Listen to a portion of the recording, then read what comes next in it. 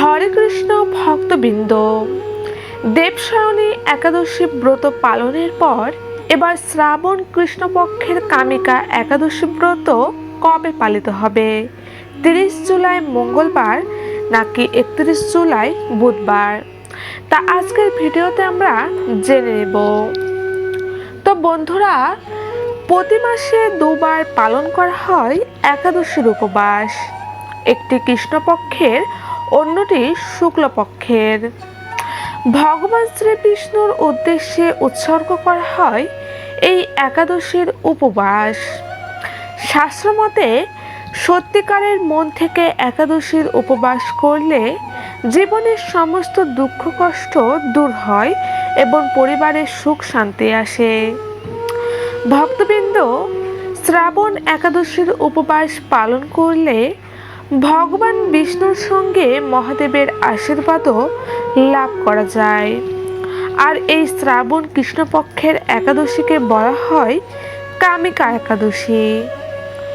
এবছর 2024 সালে কামিকা একাদশীর তিথি শুরু হচ্ছে আগামী 30 জুলাই বিকাল 4:44 এবং তিথি শেষ হবে 31 জুলাই বিকাল 3:55। সেক্ষেত্রে ভক্তগণ উদয় তিথির ভিত্তি অনুযায়ী কামিকা একাদশী ব্রত পালিত হবে আগামী 31 জুলাই বুধবারে।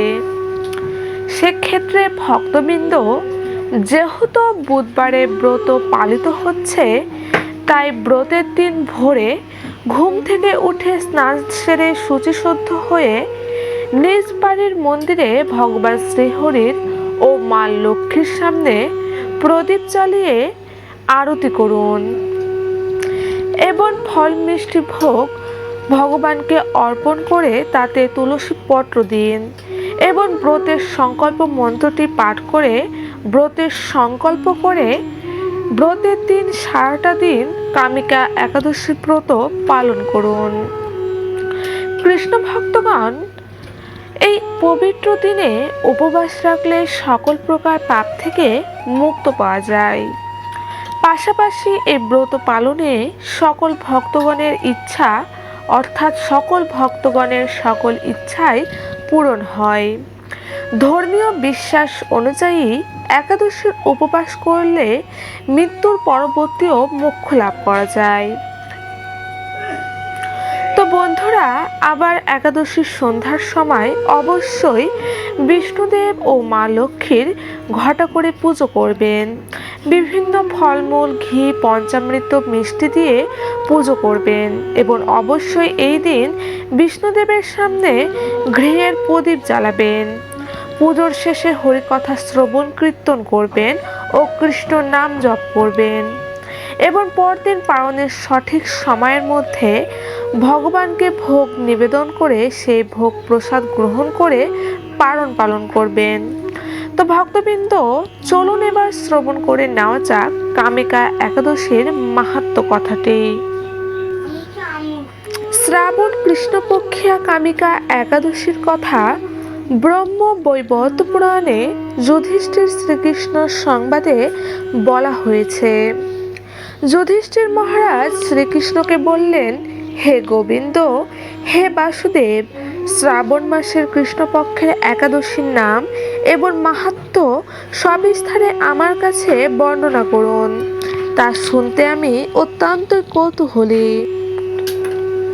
প্রত্যুত্তরে ভক্তবৎসল ভগবান শ্রীকৃষ্ণ বললেন, হে রাজন, পূর্বে দেবর্ষি নারদ প্রজাপতি ব্রহ্মাকে এ প্রশ্ন করলে তিনি যে উত্তর প্রদান করেছিলেন, আমি এখন সেই কথাই বলছি। আপনি মনোযোগ সহকারে তা শ্রবণ করুন। এক সময় ব্রহ্মার কাছে ভক্তশ্রেষ্ঠ নারদ জিজ্ঞাসা করলেন, হে ভগবান, শ্রাবণ মাসের কৃষ্ণপক্ষিয়া একাদশীর নাম কি? এর আরাধ্য দেবতাকে? সেই ব্রতের বিধি বা কীরকম এবং এই ব্রতের ফলে কি পুণ্য লাভ হয় তা সবিশেষ জানতে ইচ্ছা করি। আপনি কৃপা করে আমাকে তা জানালে আমার জীবন ধন্য হবে। শ্রী নারদের কথা শুনে ব্রহ্মা অত্যন্ত সন্তুষ্ট হলেন। তিনি বললেন, হে বৎস, জগৎজীবের মঙ্গলের জন্য আমি তোমার প্রশ্নের যথাযথ উত্তর দিচ্ছি, তুমি তা শ্রবণ করো। শ্রাবণ মাসের কৃষ্ণপক্ষে একাদশী কামিকা নামে জগতে প্রসিদ্ধা। এই একাদশীর মাহাত্ম্য শ্রবণে বাজপেয় যজ্ঞের ফল লাভ হয়। ভগবান শ্রীহরির পুজো অর্চনা অপরিমিত পুণ্য ফল প্রদান করে। গঙ্গা, গোদাবরী, কাশী, নৈমিষারণ্য, পুষ্কর ইত্যাদি তীর্থ দর্শনের সমস্ত ফল একমাত্র কৃষ্ণ পূজার মাধ্যমে কোটিগুণ লাভ করা যায়। সাগর ও অরণ্য যুক্ত পৃথিবী দানের ফল, দুগ্ধবতী গাভী দানের ফল অনায়াসে এই ব্রত পালনে লাভ হয়। যারা পাপ পুণ্য সাগরে নিমগ্ন, এই ব্রতই তাদের উদ্ধারের একমাত্র সহজ উপায়। এই রকম পবিত্র পাপনাশক শ্রেষ্ঠ ব্রত আর জগতে নেই।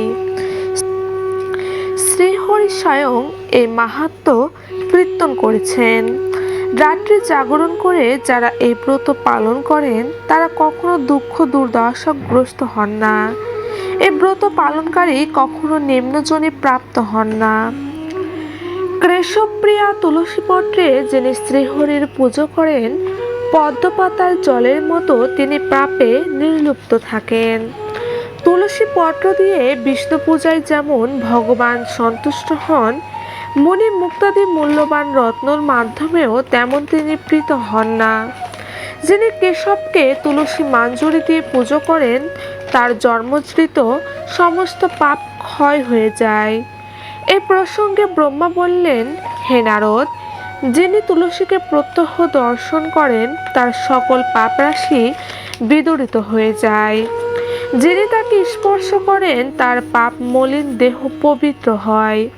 তাকে প্রণাম করলে সমস্ত রোগ দূর হয়। তাকে জল সিঞ্চন করলে যম তার কাছে আসতে ভয় পান। শ্রী হরির চরণে তুলসী অর্পিত হলে ভগভক্তি লাভ হয়। তাই হে কৃষ্ণ ভক্তি প্রদায়িনী, তোমাকে প্রণাম করি। যে ব্যক্তি হরিবাসরে ভগবানের সামনে দীপদান করেন, চিত্রগুপ্ত তার পুণ্যের সংখ্যা হিসাব করতে পারেন না। তার পিতৃপুরুষেরাও পরম তৃপ্তি লাভ করেন। শ্রীকৃষ্ণ বললেন, হে রাজন, আমি আপনার কাছে সর্বপাপ হারিণী কামিকা একাদশীর মাহাত্ম্য বর্ণনা করলাম। অতএব যিনি ব্রহ্মা হত্যা, ভ্রূণ হত্যা, পাপ বিনাশিনী, মহাপুণ্য ফল প্রদায়িনী এই ব্রত পালন করবেন ও এই মাহাত্ম্য শ্রদ্ধা সহকারে পাঠ অথবা শ্রবণ করবেন, তিনি সর্বপাপ থেকে মুক্ত হয়ে বিষ্ণুলোকে গমন করবেন। তো ভক্তবৃন্দ, আজকের এই ভিডিওতে আমরা আলোচনা করলাম কামিকা একাদশীর অপূর্ব মাহাত্ম্য কথা ও এই কামিকা একাদশী ব্রত কবে পালিত হবে এবং এই ব্রত কিভাবে পালন করবেন তার নিয়ম বিধি সম্পর্কে। তো ভিডিওটি ভালো লাগলে অবশ্যই লাইক, কমেন্ট, শেয়ার করবেন এবং আমার চ্যানেলে নতুন হলে অবশ্যই চ্যানেলটি সাবস্ক্রাইব করবেন। সকলে ভালো থাকবেন, সুস্থ থাকবেন। জয় শ্রীকৃষ্ণ, জয় রাধা মাধব, জয় গোবিন্দ, জয় গোবিন্দ।